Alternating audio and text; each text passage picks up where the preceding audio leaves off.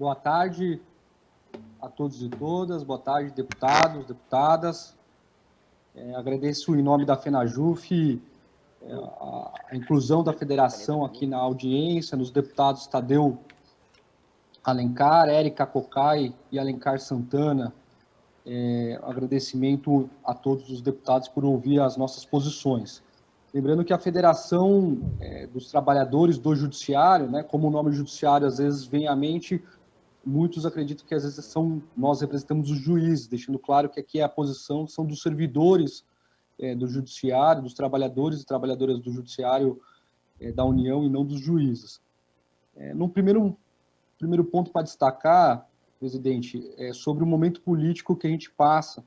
Né? Temos uma conjuntura sanitária que não são 40, não são 400, não são 4 mil mortos, mas 400 mil mortos pela Covid-19. E isso enluta os servidores, todos nós aqui presentes nessa sessão, conhecemos alguma pessoa que faleceu por Covid, algum parente, algum amigo, algum conhecido. Isso impacta sobremaneira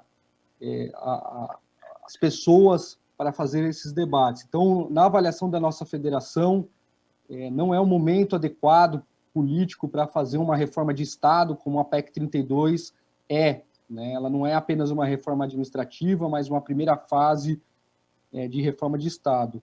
Na nossa avaliação, o papel do parlamento, em especial, é se dedicar à vacinação, a que não falte kit de intubação, a que não falte oxigênio, ajudar micros e pequenos empreendedores no financiamento, o auxílio emergencial e todas as outras pautas para a sobrevivência de nós, povo brasileiro, nesse momento tão grave do nosso contexto político-social.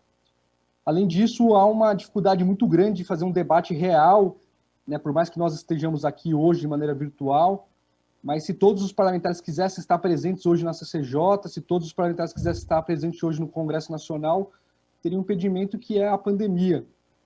Então, na nossa avaliação, o debate ele precisa mais que ser formal, ele precisa ser uma democracia real, com legitimidade, ouvindo todos os setores, estando presente dentro do parlamento, fazendo essas audiências públicas, inclusive nos estados e nos municípios. A gente fez uma pesquisa, talvez o relator, o deputado Darcy de Matos, tenha dados mais específicos, mas nenhum país do mundo está se aproveitando da pandemia para fazer uma reforma de Estado como está acontecendo no Estado brasileiro. Pelo contrário, muitos países do mundo estão aproveitando a pandemia para fortalecer a administração pública nos seus respectivos estados e não para desestruturar ela.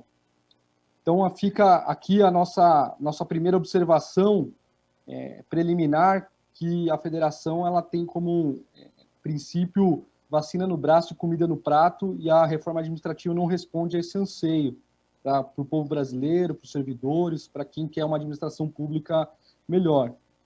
Claro, ninguém de nós é contra melhorar o serviço público. É difícil você encontrar alguém no serviço público e na iniciativa privada que seja contra a uma melhor saúde, a uma melhor educação, a um melhor sistema de justiça, a uma melhor segurança pública. Mas não é disso que se trata a PEC 32, infelizmente. O governo apresenta 3 justificativas, a grosso modo, para a PEC 32. A modernização, a suposta modernização, o suposto inchaço da máquina pública e abrir mais espaço para investimento.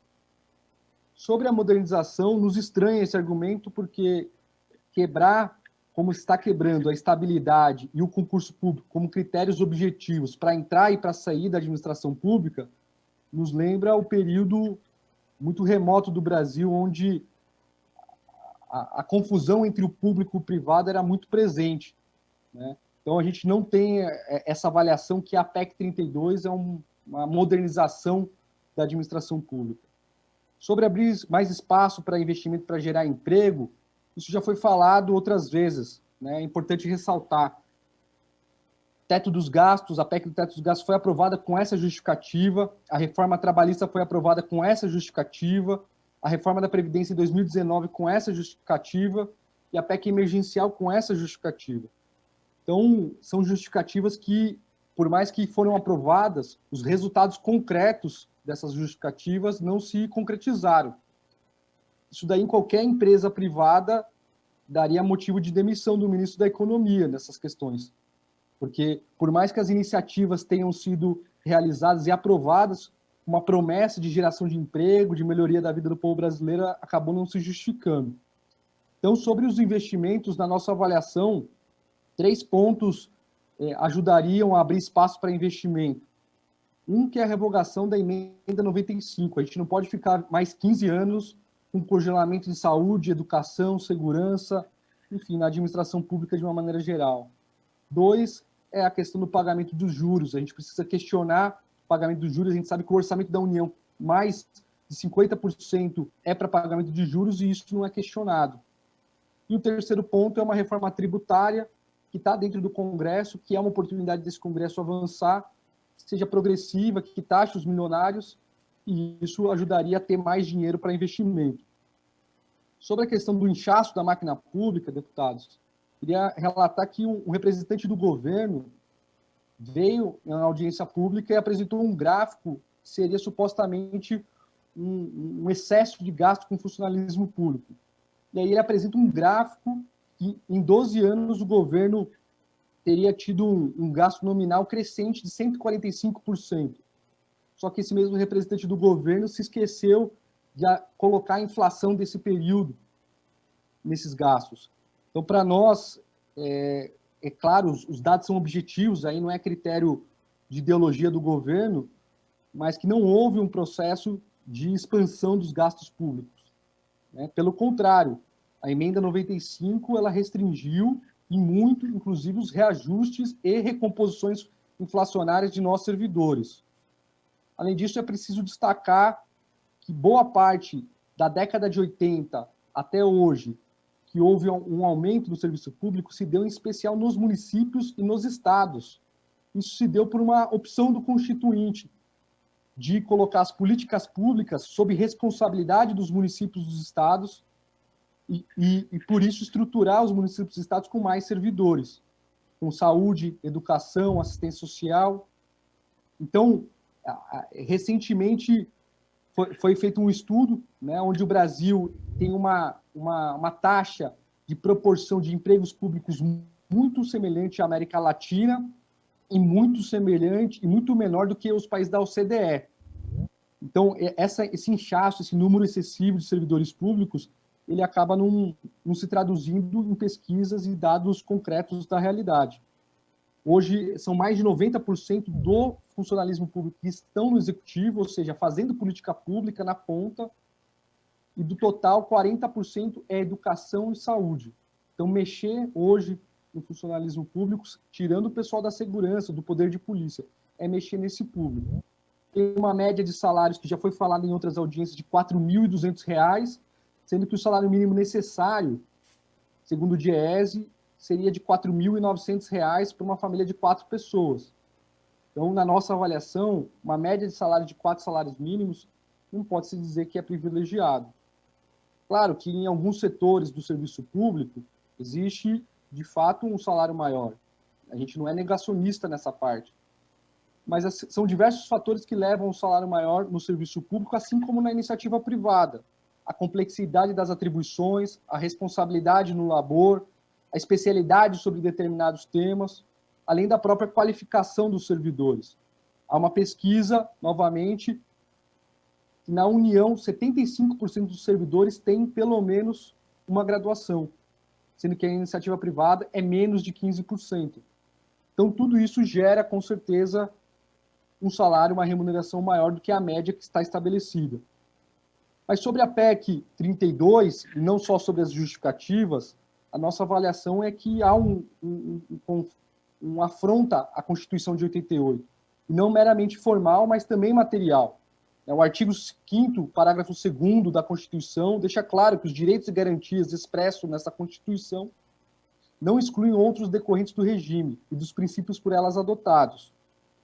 Então, os direitos de cláusula pétrea, eles estão expressos em vários artigos da Constituição e não apenas no artigo 5º. Isso o STF mesmo já decidiu em outros momentos.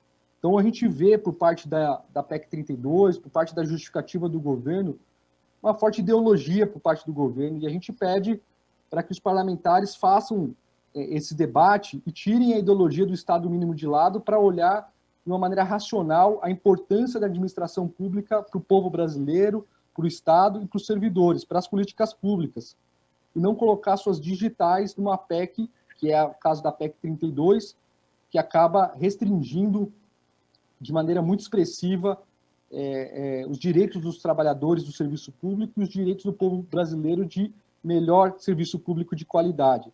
Quer dizer, como construir uma sociedade livre, justa e solidária, como está no artigo 3º, como garantir o desenvolvimento nacional, como erradicar a pobreza e a marginalização, que está tudo no artigo 3º, com uma PEC que diminui a presença do Estado, que já é muito deficiente para a periferia, para o povo mais humilde e mesmo para a classe média desse Brasil. Não à toa que muito se socorre de escolas particulares, de plano de saúde, justamente por uma certa deficiência que, de fato, a gente precisa melhorar, mas não é com a PEC 32. E aqui, trazendo 3 exemplos, eu gostaria de destacar um primeiro exemplo que afronta a Constituição de 88, que é o princípio da subsidiariedade e seus desdobramentos. O princípio da subsidiariedade tem por fim e ao cabo substituir a administração pública pela iniciativa privada. É o primado da iniciativa privada pela administração pública. Isso tem consequências muito grandes na educação, na saúde, na segurança, no sistema de justiça. Então, peço até pelo deputado Baleia Rossi, que é dessa CCJ, que não coloque sua digital na PEC 32, que é um deputado aqui de São Paulo. As consequências na educação pública, tanto em creches como escolas infantis, fundamental, de ensino médio, elas são expressivas, porque deixa-se de responsabilizar o Estado e de ter professores concursados que não ficam sob o julgo de os empregadores de plantão com suas políticas partidárias ideológicas, e substitui-se isso pelo primado da iniciativa privada. Então, isso não só na educação, mas na saúde também, um impacto muito forte, vai ser uma intensificação dos processos das organizações não governamentais, organizações sociais e filantrópicas e religiosas dentro dos hospitais, e que a gente precisa ter, elas têm o seu espaço hoje, mas a administração pública também precisa ter o espaço e não pode ser desresponsabilizada. Um segundo exemplo, e aí eu queria dialogar aqui com o deputado Darcy de Matos, que é o relator da PEC, aqui, da PEC 32 na CCJ, é sobre a questão dos concursos. Deputado, já ouvi Vossa Excelência falar mais de uma vez que a PEC 32 ela não ataca os concursos públicos como regra, mas lendo a PEC mais atentamente, a gente identifica vários momentos que a PEC 32 relativiza o concurso público. Vou dar como exemplos, quando o princípio da subsidiariedade, ou seja, a cooperação, quer dizer, você substitui a iniciativa privada pela administração pública, é claro que não vai ter concurso público. O contrato por prazo determinado, deputado, o processo seletivo e concurso público não são as mesmas coisas. Se fossem as mesmas coisas, estaria escrito concurso público, está escrito processo seletivo nos contratos por prazo determinado. Além de outras formas de inserção na administração pública que não concurso público. Então, precisaria... É um ataque à Constituição de 88, é um ataque ao processo constituinte, que só uma nova constituinte para restabelecer e tirar o concurso público como regra na administração pública. E um terceiro ponto que ataca diretamente a Constituição de 88 é em relação à estabilidade. Nós podemos ter críticas aqui à forma de entrada e de saída na administração pública, mas o concurso público e a estabilidade são critérios objetivos para entrar e para sair. A pessoa não fica à disposição do governante de plantão. Falo aqui, sou trabalhador do judiciário e faço aqui uma associação aos servidores da justiça eleitoral, por exemplo, que ajudam a construir, a conduzir a democracia no Brasil. Como que se daria essa relação se a depender de quem ganha, o servidor da justiça eleitoral fosse demitido? A depender do prefeito, do governador, do presidente que ganha, o servidor da justiça eleitoral que respeita a Constituição, que respeita a lei, mas poderia ter a sua subsistência da sua família tirada porque o governante quer colocar outras pessoas no lugar. Como ficaria na Justiça do Trabalho os oficiais de justiça que contrariam muitas vezes forças econômicas ao penhorar e avaliar bens de grandes empresas em favor de pessoas que não receberam os seus direitos trabalhistas durante o pacto laboral? se as empresas chegassem e pedissem, entre aspas, a cabeça daquele oficial de justiça por estar cumprindo a lei e a Constituição? Como ficariam os servidores da Justiça Federal que arrecadam bilhões de reais para a administração pública através da execução fiscal, se as empresas, se parte de quem responde pela execução fiscal ficasse e denunciasse e pedisse a cabeça, entre aspas, desses servidores? Então, a estabilidade, ela não é uma prerrogativa individual, um privilégio individual, mas é uma prerrogativa para se garantir uma certa autonomia e independência em relação aos governantes de plantão. A gente precisa estabelecer. E eu dei o exemplo aqui no Judiciário, mas a gente tem vários exemplos no Executivo recentes. O delegado agora de Amazonas indiciou o ministro do Meio Ambiente graças a uma estabilidade que ele tem. Ele sabe que ele é concursado e que ele pode cumprir a lei e a Constituição segundo os seus valores, e se o Judiciário entender que ele está errado, ele vai consertar a situação. Mas ele teve essa autonomia. O fiscal do IBAMA, que multou o presidente Bolsonaro há um tempo atrás, da mesma maneira, teve a sua autonomia para fazer isso. E a gente poderia citar vários outros servidores públicos que exercem, né, o Instituto Nacional, o INPE, agora sobre as queimadas da Amazônia. Como que seria se não tivesse estabilidade esses servidores? Ao questionar, a contra-argumentar, colocar dados científicos de que a Amazônia estava sendo queimada e que precisava ter uma atuação do governo.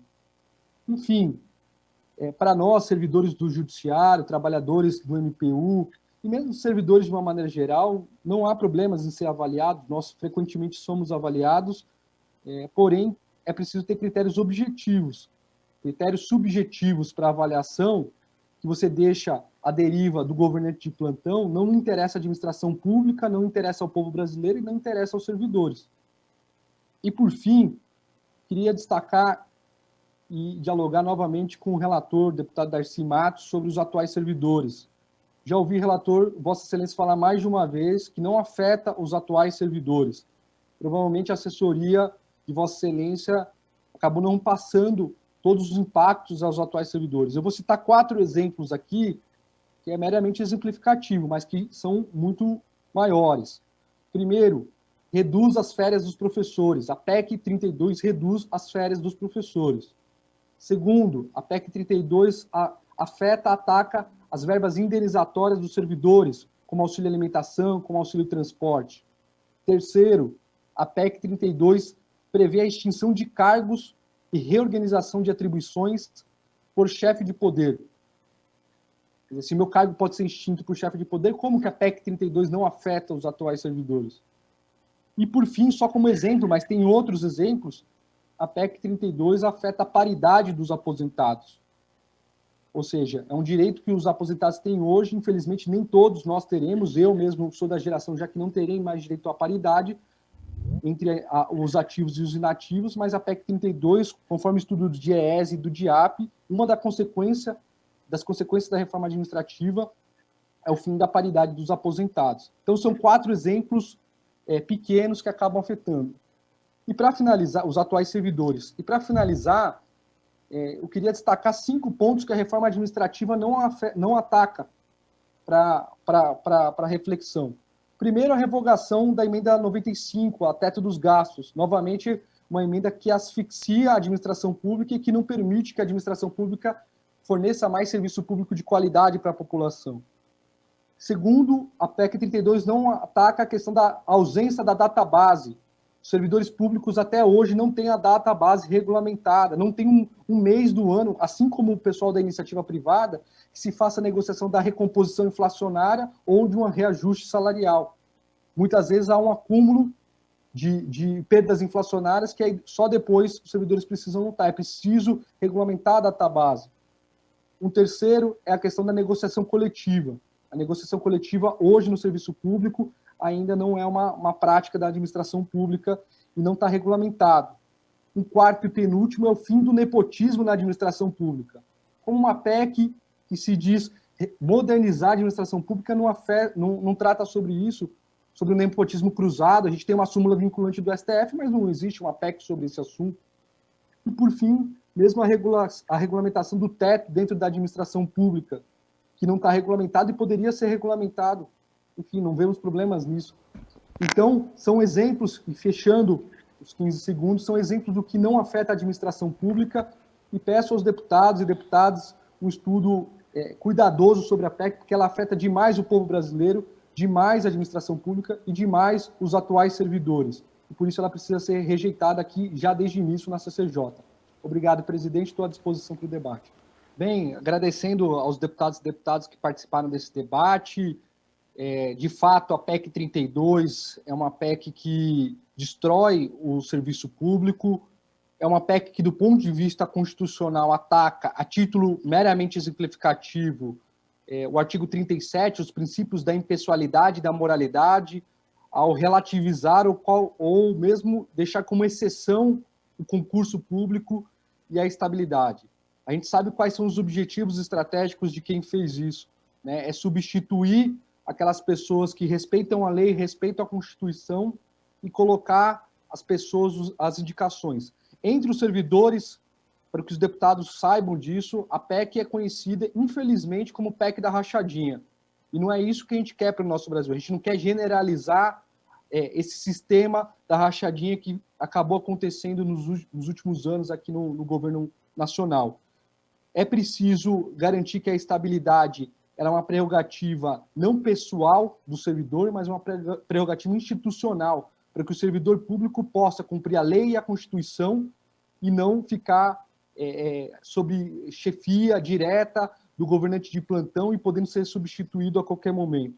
O deputado Alencar Santana destacou os impactos aos servidores e trabalhadores do judiciário, e como eu disse, como conduzir e ajudar a conduzir um processo eleitoral, o processo democrático, os servidores da justiça eleitoral, se dependendo de quem ganha, o colega pode ser demitido, como no caso da Justiça do Trabalho, com isenção, os servidores e as servidoras podem fazer o seu trabalho, oficial de justiça, servidores internos, se as empresas podem, de repente, simplesmente pedir a demissão desse servidor ou dessa servidora.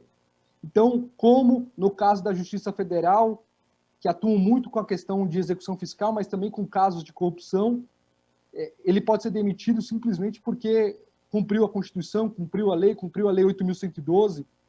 Então, esses motivos impactam diretamente os servidores e os trabalhadores do Judiciário Federal, e para nós a PEC ela é muito maléfica, ela substitui, né, a iniciativa privada, ela traz o Brasil para uma época do patrimonialismo, uma época do Brasil do Império, e não para o processo de modernização.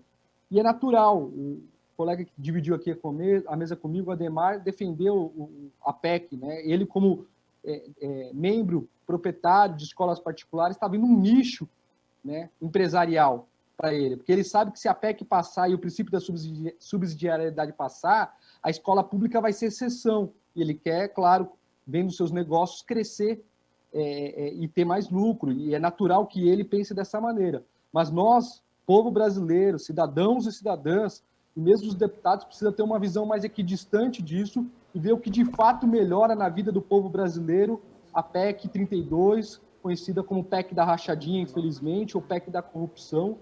E desde já, deixamos a nossa posição aqui para a CCJ de rejeição à PEC 32 pelos ataques à Constituição que nós elencamos aqui nessa fala. Obrigado e ficamos à disposição, a nossa federação, para mais diálogo, para mais debate. Obrigado, senhor Tiago Duarte Gonçalves. Agora a palavra, senhor Ademar Batista Pereira, por até 3 minutos prorrogáveis, caso haja necessidade. Boa tarde. Obrigado, deputado Marcos Pereira. Na verdade, não tivemos muitas perguntas, né?